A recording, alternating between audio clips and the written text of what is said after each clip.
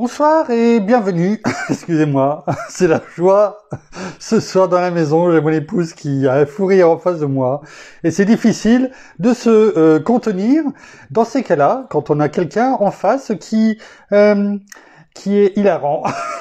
Alors voilà, on est en direct, on aurait pu s'arrêter mais on est là pour partager les bons moments, comme les moins bons également, mais toujours dans la joie, dans le sourire, dans la paix, parce que nous sommes ensemble.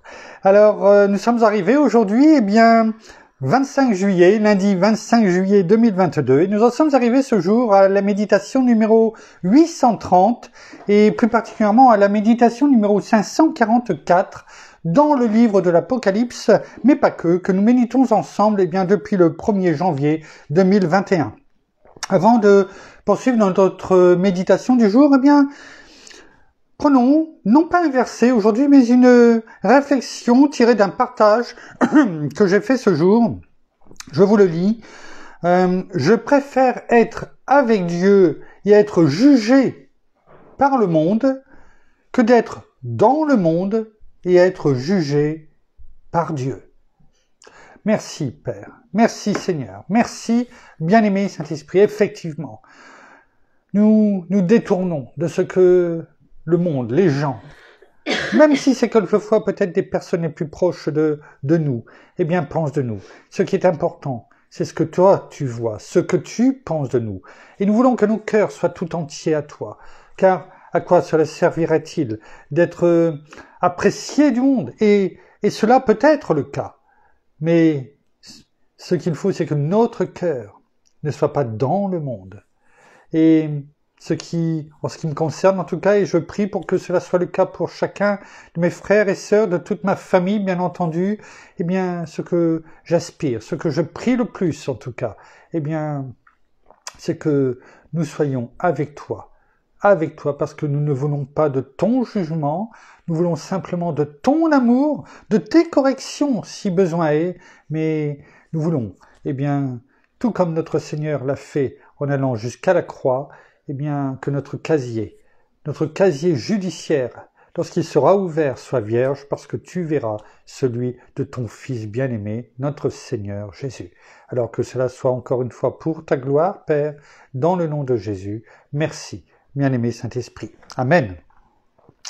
Nous poursuivons notre méditation toujours avec comme fil rouge les versets 8 et 9 du chapitre 4 du livre de l'Apocalypse. Nous voyons les 4 êtres vivants que Dieu lui-même, notre Père, a créés, l'Éternel Tout-Puissant, et notre cœur doit, à l'instar de ces 4 êtres vivants, même si nous devons ressembler à Christ Jésus, notre cœur, c'est notre modèle parfait, lui qui est en nous, bien entendu, et nous en lui, mais nous devons avoir ces cœurs, le cœur de ces 4 êtres vivants, qui louent, qui rendent gloire à notre Père sans cesse et sans repos. C'est ce que nous allons revoir en reprenant ces 2 versets. Chapitre 4 du livre de l'Apocalypse, versets 8 et 9. Il est écrit: les 4 êtres vivants ont chacun 6 ailes, et ils sont remplis d'yeux, Y-E-U-X, tout autour et au-dedans. Que font-ils? Ils ne cessent de dire jour et nuit, c'est-à-dire sans cesse, sans repos: Saint, Saint, Saint est le Seigneur Dieu, le Tout-Puissant, qui était, qui est et qui vient. Verset 9. Et quand les êtres vivants rendront gloire et honneur et action de grâce, à qui? À celui qui est assis sur le trône, à celui qui vit au siècle des siècles, c'est notre Père, bien entendu, décrit ici dans ce chapitre 4 de très belle manière et pour nous, de la meilleure des façons que nous puissions le comprendre par l'apôtre Jean, ravi dans une extase supérieure à celle en tout cas dont il fait référence au chapitre 1er du livre de l'Apocalypse. Et là, il se trouve directement au lieu où se trouve le trône de Dieu, où se trouve le siège du gouvernement, là où il le décrit, et nous l'avons décrit depuis maintenant plusieurs mois, parce que nous prenons le temps, parce que ce chapitre 4 est un chapitre charnière entre ce qui est encore aujourd'hui, parce que notre Seigneur n'est pas encore revenu chercher son épouse sans rime ni tache, c'est-à-dire l'Église, son Église en tout cas, ce qui est décrit dans les 3 premiers chapitres du livre de l'Apocalypse. Et les chapitres 4 à 22 qui doivent avoir lieu, qui ne sont pas encore là, parce que le chapitre 4, eh bien, c'est justement le premier chapitre où l'Église n'est plus sur la terre, et c'est là, eh bien, ce chapitre 4 que nous prenons bien du temps, peut-être, mais le temps nécessaire en tout cas, afin que nos cœurs soient transformés, que nous comprenions bien les choses, afin de mieux comprendre, eh bien, tous les autres chapitres jusqu'au chapitre 22, dernier chapitre du livre de l'Apocalypse. Mais nous l'avions déjà dit dès le premier jour de janvier 2021, et c'était vraiment ce que j'avais sur le cœur, c'est que méditer le livre de l'Apocalypse, c'est une chose, mais nous voulions le méditer au regard de la parole tout entière, de la première lettre de la Genèse à la dernière lettre de l'Apocalypse, et quelle richesse! Eh bien, depuis 1 an et demi, nous avons été conduits à découvrir, à recevoir. En tout cas, ça a été le cas pour moi et j'espère que c'est le cas pour de nombreuses personnes à l'écoute de la parole.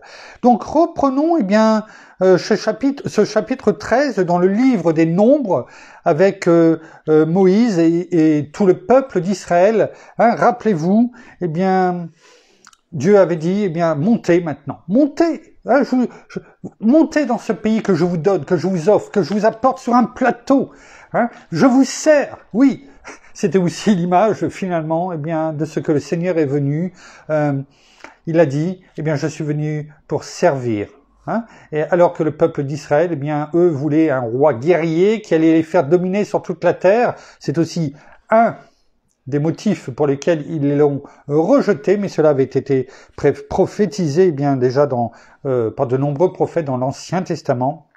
Mais eh bien finalement, bien notre Père, à l'image de son Fils bien-aimé, et comme le Seigneur l'a dit à Philippe et à Thomas et aux autres disciples, eh bien, mais vous me demandez de vous montrer le Père, mais depuis tellement de temps que vous avez passé avec moi, eh bien, vous m'avez vu. Vous m'avez vu. Vous ne connaissez pas, vous n'avez pas encore vu le Père, vous ne le connaissez pas. Pourtant, vous m'avez vu. Et tout ce temps passé avec moi, eh bien, je paraphrase, bien entendu, tout ce temps passé avec moi, eh bien, si vous m'avez vu, vous avez vu le Père.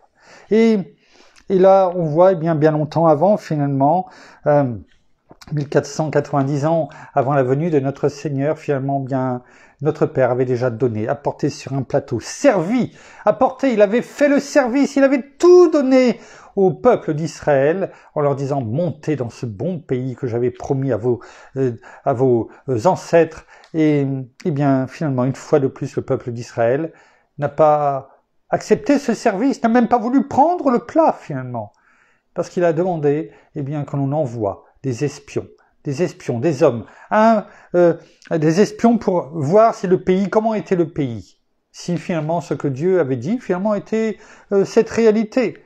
Cela montre que ils étaient incrédules, l'incrédulité de leur cœur était plus puissante que leur foi, et c'est une image aussi. C'est une image parce que nous avons l'entièreté de la parole devant nous. Nous avons tout. Encore plus, nous avons notre Seigneur qui est venu. Nous avons notre bien-aimé Saint-Esprit, l'Esprit de Dieu, l'Esprit de Jésus en nous, dans notre esprit.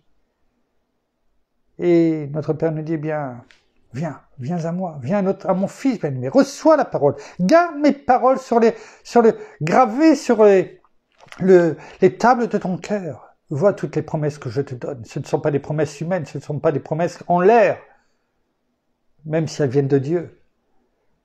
Mais ce sont des promesses qui se réalisent dans ta vie. Alors accepte-les, crois, obéis radicalement, mets ta foi en action, parce que certainement, eh bien tout ce que je te dis, je te le donne. Alors, c'est ce que l'on voit, ce que nous montre, ces avertissements, mais ces conseils aussi que la parole nous donne, avec le peuple d'Israël que nous méditons depuis bien longtemps.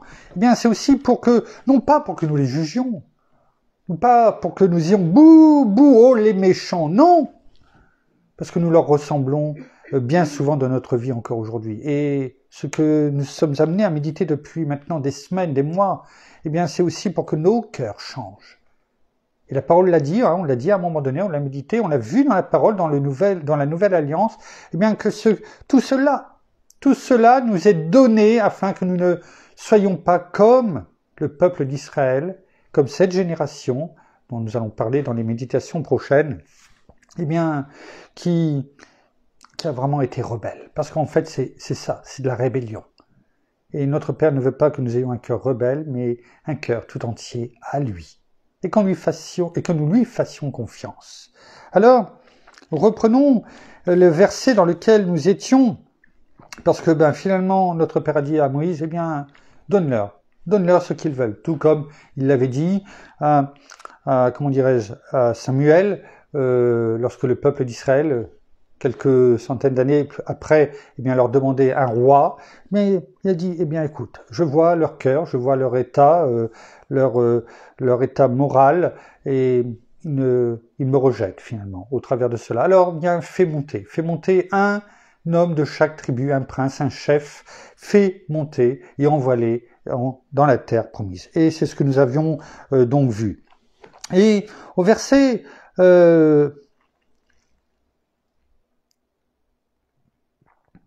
19 et 20, eh bien Moïse les envoie en disant, eh bien allez faire le détail, allez regarder dans les moindres recoins de ce pays que Dieu nous donne, la terre promise. Allez voir les moindres recoins.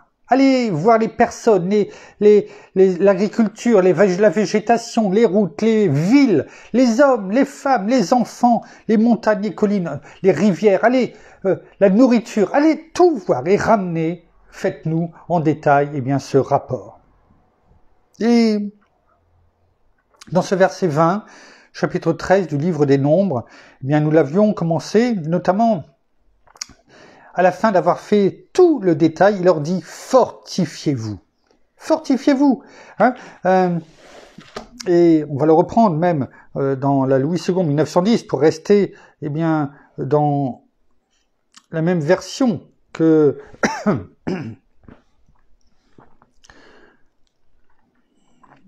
nous prenions jusque maintenant. Ayez bon courage. Rappelez-vous, on l'a vu, on ne va pas revenir dessus. Je vous laisse aller réécouter la méditation précédente. Donc la fin de ce verset 20. Ayez bon courage et prenez des fruits du pays. Tout cela, on l'a médité. C'était le temps des premiers raisins. C'était le temps des premiers raisins. Alors, on pourrait dire, on a compris, c'était le temps des premiers raisins, mais allons voir, ce que la parole nous dit ici. C'était le temps des premiers raisins en hébreu. Qu'est-ce que ça veut dire? Mon épouse m'apporte la boîte de mouchoirs, elle a très vite compris que le nez me chatouillait. Je ne sais pas si ça ira jusqu'au bout, mais en tout cas, je l'ai au cas où. Merci, ma tendre et chère épouse. Donc, et prenez des fruits du pays, c'était le temps des premiers raisins. Le temps, quand on va voir la signification en hébreu, alors oui, c'est le temps, c'est-à-dire le jour, le temps, les années. Et les années, ça arrive.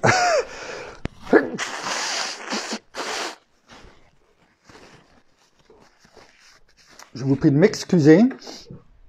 C'est bien le temps en jours, en 24 heures, jour dans le temps 24 heures, ici qui est pris. On le voit, le terme hébreu qui est utilisé ici, yom, ce nom masculin, c'est le même qui est utilisé dans la parole à chaque fois, on va pas le prendre partout où il est utilisé, mais à chaque fois que notre Père, que la parole nous dit, que Dieu appela la lumière jour, Yom, mais aussi ce fut le premier jour, Yom, et à chaque fois, le deuxième, le troisième, etc., c'est le même mot. On voit bien, c'est pas que le jour, c'est l'entièreté, la journée en entier, qui veut dire jour et nuit. Et c'est, ce temps ici qui est utilisé. Et c'est également important, on va le prendre, je recherche, voilà. En autre version, là on l'a en Louis II 1910, et il est écrit, allez-y, par exemple en Nouvelle Français courant, allez-y courageusement et rapportez-en des fruits. C'était en effet la saison des premiers raisins. Et c'est la même chose dans certaines versions. La saison des premiers raisins. Pourquoi j'ai voulu prendre cela? Parce que, eh bien, quand il est dit au peuple d'Israël, ayez bon courage et prenez des fruits du pays. C'était le temps. C'est-à-dire, c'était la saison. Et il y a des saisons aussi pour nous. Ici, c'était la saison, c'était le moment, c'était leur temps, c'était la période. Ils rentraient dans la saison où ils devaient aller dans la terre promise, même si ce n'est pas été eh bien, de la façon que Dieu l'avait souhaité. Mais ils gardent le temps. Ils gardent le temps. Et c'est pour nous aussi, eh bien, il y a des saisons. Ce n'est pas le temps comme on le connaît, c'est-à-dire quand on passe au 1er janvier, du 31 décembre au 1er janvier, on change de temps, on change d'année. Ce n'est pas simplement cela. Il peut y avoir des époques, des saisons dans lesquelles nous rentrons spirituellement et dans lesquelles, eh bien, nous devons écouter, obéir, mettre notre foi en action, parce que, eh bien, nous rentrons dans cette période voulue par Dieu, où des choses vont être peut-être aussi bouleversées dans nos vies, où nous rentrons peut-être dans notre destinée, en tout cas dans des moments, dans des saisons qui vont nous amener, si ce n'est pas le cas, eh bien, dans la destinée que Dieu a pour nous. C'est aussi cela, eh bien, qui nous est montré aussi ici. Tout comme notre Père, à un moment donné, eh bien, a créé le premier jour, le deuxième jour, le troisième jour, et à chaque fois, c'était une chose bien précise qui était créée. Et tout dans un ordre chronologique, voulu. Parce que si ça avait été à l'inverse, eh bien, cela n'aurait pas fonctionné. Donc nous aussi, nous avons des périodes, des saisons, un temps marqué. Et nous devons être, eh bien, à l'écoute, avoir ce discernement nécessaire, être à l'affût, tout comme, eh bien, nous avions vu dans la méditation précédente où nous devions aussi regarder dans le détail ce qui nous est donné. Dans les moindres petites choses. Se réjouir de ce que Dieu nous donne. Des moments passés peut-être en famille. Des moments, eh bien, où peut-être il peut y avoir des difficultés, où nous prions, nous intercédons et nous voyons la main de Dieu intervenir. C'est ça aussi, le temps. Il ne faut pas simplement lire pour lire. Il faut mastiquer la parole. Et quelquefois, eh bien, une partie d'un verset, même si on y reste quelquefois 8 jours dessus, peut-être plus, qu'importe, peut nous marquer, nous et peut-être des générations. C'était le temps. Est-ce que c'est le temps pour chacun d'entre nous? Est-ce que c'est notre temps aussi, eh bien, de faire quoi? D'aller chercher, d'aller ramasser, d'aller prendre le fruit. C'était le temps des premiers raisins. Mais n'oublions pas la fin, eh bien, du verset, enfin de cette partie juste avant. Ayez bon courage et prenez des fruits. Rappelons-nous, on avait dit saisir. Saisir. Parce que c'est le temps. Et si nous ne comprenons pas que quelquefois c'est aussi la saison, le temps dans lequel nous rentrons, eh bien nous aurons du mal à aller saisir. C'est pas cueillir simplement comme on peut aller cueillir en passant un grain de raisin. Ce n'est pas que le raisin, le grain de raisin qui nous est demandé d'être pris, de prendre. C'est des fruits. Et prenez des fruits du pays. Et pourtant, la parole nous dit que c'était le temps des premiers raisins. Alors qu'il est parlé des fruits avant, et là, eh bien, il est parlé des premiers raisins. Pourquoi? Je pense que c'est justement pour que nous parlions eh bien, de ce que nous sommes en train de faire aujourd'hui. Le temps, on l'a bien compris. Des premiers, on a compris ce que c'est. C'est-à-dire que eh bien, les premiers raisins eh bien, commençaient à apparaître, etc. Mais est-ce que ça n'a pas une autre signification également? C'était le temps des premiers qui vient eh bien, du nom masculin pluriel, parce que là c'est bien sûr des premiers, eh bien du nom masculin pluriel hébreu bikor, qui veut dire quoi? Qui veut dire bien sûr premier fruit, première peut-être récolte, des premiers raisins qui deviennent mûrs, mais aussi qui veut dire prémisse. Prémisse. On a déjà vu ce terme prémisse, notamment dans les 7 lettres que notre Seigneur a données. Mais on le voit aussi à plusieurs endroits, et notamment dans Exode 23, verset 16, où il est écrit « Tu observeras la fête de la moisson des prémices, bicor, de ton travail, de ce que tu auras semé dans les champs, etc. » Et nous, nous entrons dans notre saison, c'est ce qui nous est demandé. Dans une saison, dans notre temps. Et nous allons aller récolter aussi, ce que nous avons, les premières choses, les prémices de ce que nous avons semé. Qu'avons-nous semé? C'est ce que nous devons aussi nous poser comme question. Qu'est-ce que nous avons semé? N'oublions pas que nous sommes, en tant qu'enfants de Dieu, des ambassadeurs de Christ. Nous sommes appelés à déclarer, à proclamer l'évangile, la bonne parole, la bonne nouvelle.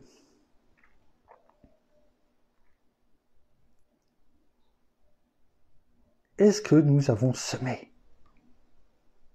Parce que pour récolter les prémices, encore faut-il avoir semé. Nous avons déjà bien souvent pris cette image de l'agriculteur. Il peut avoir des multitudes de champs et se balader en voiture, en vélo, enfin qu'importe, devant ses propriétés et dire « Oh, que la récolte va être bonne » et puis rester et puis demeurer devant. Mais s'il n'a pas semé, il n'y aura rien qui va pousser. Il ne verra pas les prémices de sa récolte se lever. Et ça paraît évident.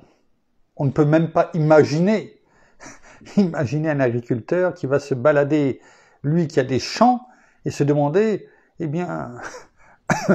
si ça va se lever. C'est une évidence, qui ne se pose même pas la question. Il va semer, parce qu'il sait que c'est en semant qu'on récolte. Et pourtant, en tant qu'enfant de Dieu,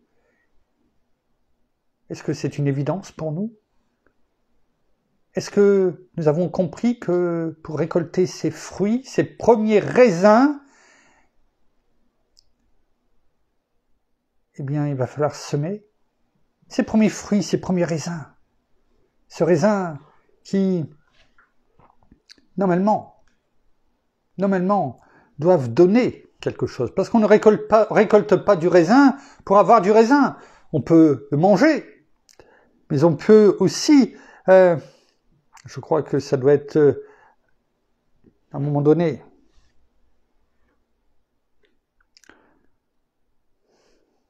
si je retrouve,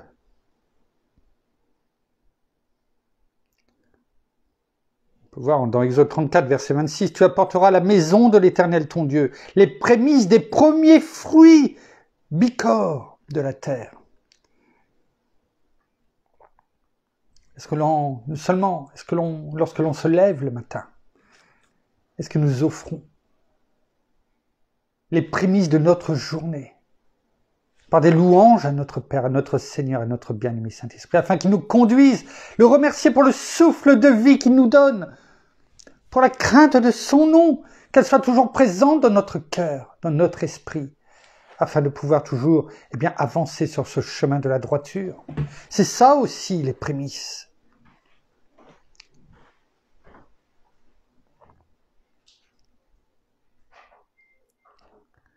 On le voit dans Exode, il y a plusieurs moments où cela est parlé.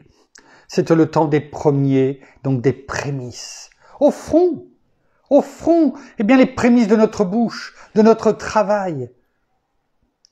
Que notre travail soit toujours fait pour notre Père, même si on le fait peut-être pour un patron, suivant qui on est, ou pour ceux qui ont une entreprise comme nous, par exemple, non pas pour nous, parce que nous savons que l'entreprise qui nous a été donnée, elle appartient avant toute chose, à notre Père, à notre Seigneur, à notre bien-aimé Saint-Esprit. Alors, ce n'est pas toujours facile, surtout dans ces chaleurs, ou dans la froideur de l'hiver, mais on le fait, et quand En ce qui me concerne, en tout cas, eh bien, je parle pour moi parce que chacun doit parler pour lui. Eh bien, quand c'est dur, eh bien, je me rappelle que ce n'est pas pour moi que je le fais, mais c'est pour notre Père. Et je viens me fortifier ainsi. Alors oui, c'est ça aussi, les prémices de ce que l'on fait, de notre famille, ça peut être tellement de choses. Le tout, c'est d'y réfléchir. Ayez bon courage et prenez des fruits du pays. C'était le temps des premiers raisins. Et raisin, enab, en hébreu, bien sûr, c'est le fruit, le raisin. On peut prendre un verset, par exemple, il y en aurait tellement, dans Genèse, par exemple, 40, au verset 10, ce cep avait 3 sarments. Le cep, rappelez-vous, Jean 15, dans l'évangile de Jean, chapitre 15, où il est parlé que le Père est le vigneron et que le Seigneur lui-même dit « Je suis le cep et vous, vous êtes les sarments ». Rappelons-nous tout cela.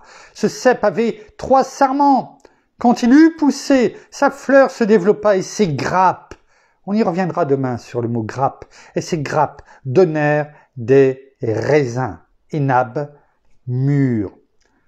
Nous ne sommes pas appelés à être des sarments qui donnent du fruit simplement, et là notamment en l'occurrence des raisins par rapport à la vigne, mais nous sommes appelés à être des raisins mûrs, adultes, comprenant la parole, afin que les gens puissent venir se nourrir par nous, envers nous, par la parole qui sort de notre bouche et que nous donne notre bien-aimé Saint-Esprit dans le nom de Jésus. Voici ces raisins mûrs que nous devons être. C'était le temps des premiers raisins et en tout cas, eh bien ce soir, je prie pour chacun d'entre nous afin que ce soit aussi le temps, la saison des prémices, des fruits que nous allons porter, que nous récoltons ou que d'autres récoltent à travers nous, parce que nous avons semé, ou en tout cas que nous allons semer, et que, eh bien, cette saison durera jusqu'au moment où nous pourrons récolter, où notre Père, en tout cas, pourra récolter à travers nous, eh bien, ces fruits qui sont dignes et qu'il apprécie. Au-delà, reprenons juste ce verset pour terminer de Jean 15 que j'ai en esprit, en tout cas sur le cœur, fortement en ce moment.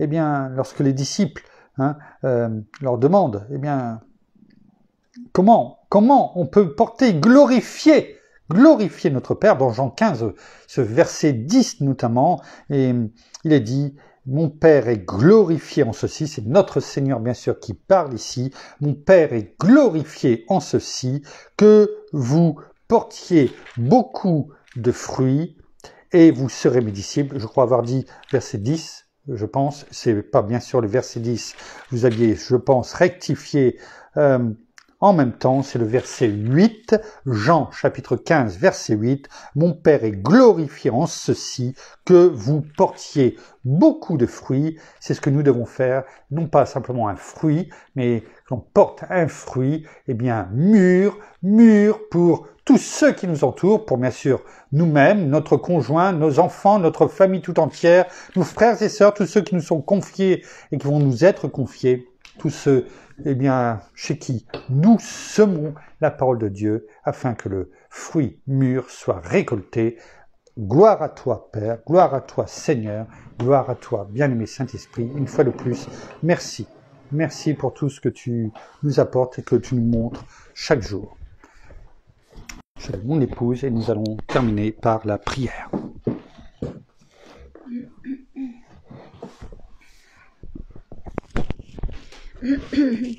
Seigneur, merci encore et bien ce soir pour ton enseignement. Merci aussi pour tout ce que tu nous donnes jour après jour. Merci pour ta parole. Merci pour ta douceur. Merci pour ta bienveillance. Et oui, que nous soyons ces êtres de lumière et que nous soyons aussi la lumière et ce sel qui a tant de saveur pour tous ceux que nous approchons, afin de pouvoir parler de toi, afin que toi, Père, tu sois glorifié en ce que nous puissions révéler et porter vraiment toutes ces attentions, porter la parole et la lumière dans tout ce monde dans lequel nous vivons. Alors, fortifie-nous, oui, que nous ayons vraiment ce bon courage jour après jour et que nous venions tout simplement te le demander si ce n'est pas encore le cas et que nous puissions continuer d'avancer, non seulement pour nous, mais aussi pour tous les êtres et toutes les personnes qui sont amenées à nous côtoyer, que ce soit nos familles, nos amis, nos voisins, nos collègues de travail, ainsi que toutes les personnes qui au jour d'aujourd'hui ne te connaissent peut-être encore pas. Alors soyez tous abondamment bénis, frères et sœurs, dans le nom de notre Seigneur Jésus-Christ. Amen. Amen. Amen. Merci Seigneur.